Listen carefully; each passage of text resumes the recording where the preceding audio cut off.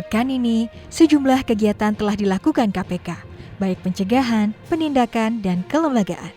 Berikut rangkumannya dalam KPK 24 jam.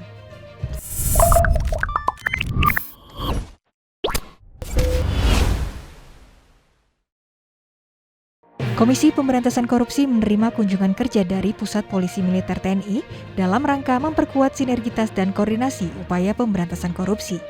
Hadir dalam pertemuan tersebut pimpinan KPK Firly Bahuri, Nawawi Pomolango, dan Lili Pintauli Siregar, serta dari Puspom TNI, yaitu Dan Puspom Laksamana Muda Dr. Nazari Lempo, Direktur Pembinaan Umum Kolonel CPM Subiakto, Direktur Pembinaan Pendidikan Kolonel CPM Eka Wijaya, Direktur Pembinaan dan Penegakan Hukum Kolonel POM Khoirul Fuad, dan Kasat Idik Letkol Karti Amius. Dengan kunjungan ini diharapkan bisa mengkaji kemungkinan membuat MOU atau perjanjian kerjasama antara KPK dan Puspom TNI dalam konteks penanganan perkara korupsi. Jika diimplementasikan, tim koneksitas ini bisa berisi gabungan penyidik dari KPK dan Puspom TNI. Kerjasama antara KPK dan Puspom TNI yang sudah berjalan dapat terus dikembangkan pada bidang pencegahan dan pendidikan anti korupsi. Selain kerjasama dalam bidang penindakan, KPK dan TNI juga bisa mengkaji kemungkinan kerjasama dalam pertukaran informasi dan data serta pelatihan atau pendidikan. Dewan Pengawas KPK melaksanakan sidang putusan dugaan pelanggaran kode etik dan pedoman perilaku insan KPK terkait pengelolaan rumah tahanan KPK.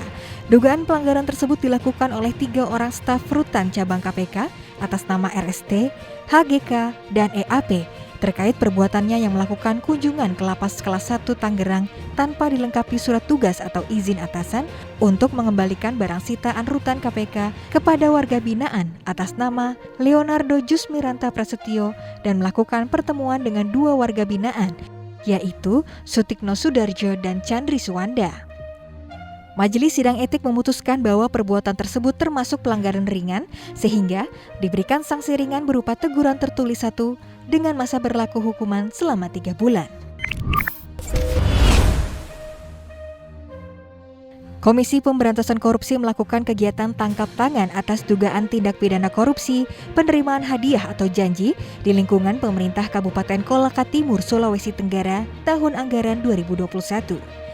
KPK selanjutnya meningkatkan status perkara ini ke tahap penyidikan dengan menetapkan AMN Bupati Kolaka Timur periode 2021 sampai 2026 dan AZR Kepala BPBD Kolaka Timur sebagai tersangka.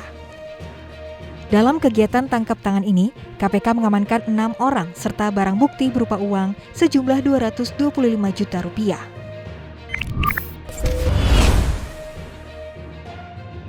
Komisi Pemberantasan Korupsi menggelar kompetisi Jaga Data Challenge untuk mengajak masyarakat memanfaatkan data pelayanan publik sebagai upaya pencegahan korupsi. Selain pengelolaan data, KPK juga membuka kompetisi desain maskot Jaga. Kompetisi terbuka untuk kategori masyarakat umum dan mahasiswa. KPK juga menyediakan hadiah uang tunai untuk pemenang. Peserta yang berminat dapat melakukan pendaftaran mulai tanggal 22 September sampai 22 Oktober 2021.